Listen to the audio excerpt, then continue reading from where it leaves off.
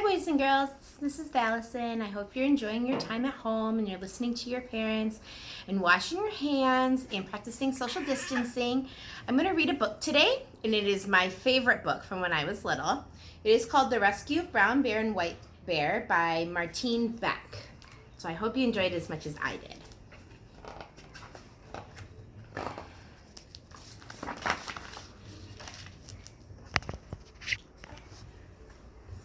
Ever since their wedding, Brown Bear and White Bear had been living happily in their chalet high in the mountains.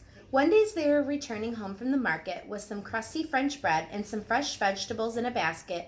Warm raindrops began to fall lightly, melting the snow. "It must be the end of winter," said White Bear.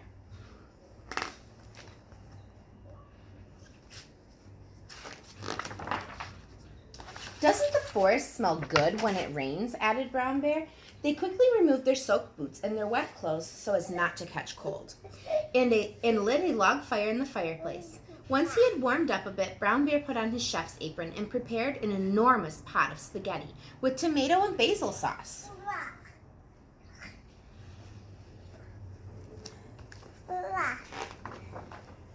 That evening, they played a game of chess on the board that Brown Bear had made out of pieces of gray slate and white marble.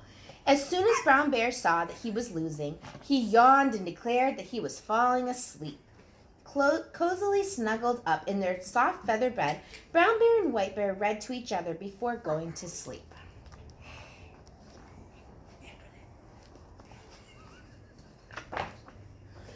They were suddenly awakened in the middle of the night by a loud, rumbling noise. Everything around them began to shake. Then it was silent. Brown Bear recovered quite quickly. He pulled himself free from under the beams that were pinning him down and rushed over to his wife. White Bear lay motionless.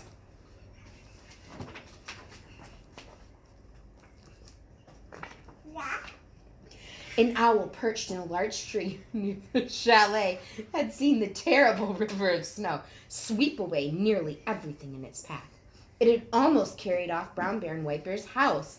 The owl flew off to the village to spread the news. "Help!" she screeched.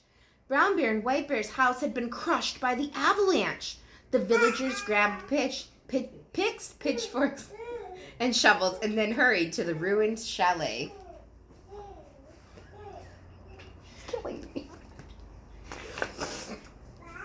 There was nothing left in the house but the tangle of beams and logs. The window panes were all shattered. The villagers freed White Bear from the rubble. Luckily, she had only fainted. To revive her, the rescuers made her a drink of small cup of sparkling mountain tonic, while some other bears had bandaged up Brown Bear, who would have greatly preferred to have been given a more bracing tonic.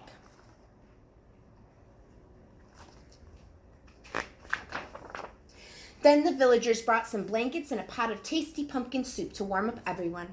As evening fell, they set up a tent to protect Brown Bear and White Bear from the cold. "How will I ever be able to thank you for all you've done?" called out Brown Bear as he watched them set off for the village.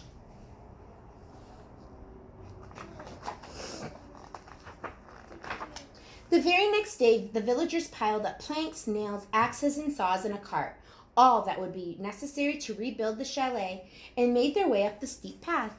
Brown Bear and White Bear were just finished breakfast when they caught sight of the bears coming up the mountain. Soon everyone set to work.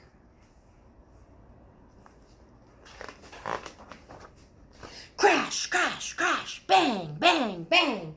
The sound of sawing, nailing, sandpapering, scraping, hammering, whistling, puffing, and blowing, chatting and singing was heard, as little by little the chalet took shape. White Bear began to feel tired. She was dizzy and felt a little bit sick. "Why am I so sleepy?" she wondered. Brown Bear was worried and asked her, "What's the matter?" "I'm not sure, but I think maybe." "Do you really think so? Are we going to have a baby bear? Our very own little bear?" said Brown Bear, very excited. White Bear rested for hours, dreaming of the baby bear she could feel moving about inside her. Sometimes when she woke up a bit, she would check on the progress of the house.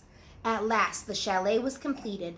A little pine tree was placed on the roof, and everyone joined in a housewarming party to celebrate. Our house is even more beautiful than before, sighed White Bear contentedly, leaning her head on Brown Bear's shoulders.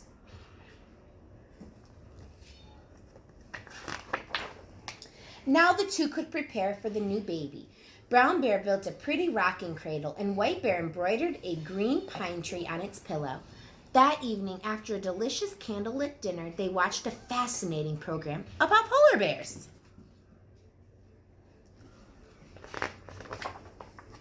A few weeks later, White Bear was singing some opera, accompanied by Brown Bear on the piano, when she knew the baby bear was getting ready to be born.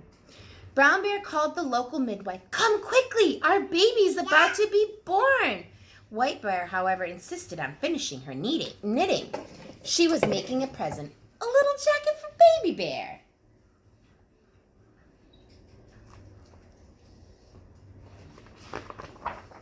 A few hours later, Brown Bear and White Bear's son was born. They named him Balabar. "You are the most beautiful baby bear in the world," said Brown Bear to his son, and White Bear agreed. The end. I hope you enjoyed our book. I have somebody who wants to say hello. She's been trying to get in the video this whole time. Say hi, Amberlyn. Say we miss you. You want to blow them kisses? Say bye-bye. Oh, and love you so nice. Bye, boys and girls.